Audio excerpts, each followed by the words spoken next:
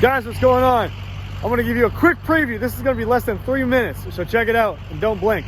I've had this truck for a hot minute. Reason being is I had the heads machined, all cleaned up and done.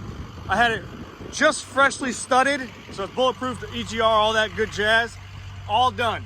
This is a 2005 Ford F-350 Lariat, all done up. She's pretty, look at her. Leather, all that jazz.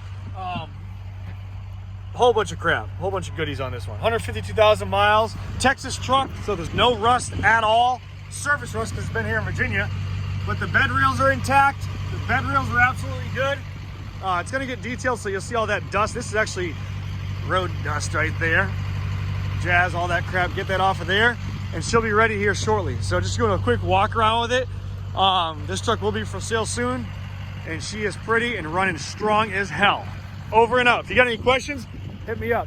superiorwholesale.org or 540-898-3025. See you guys later.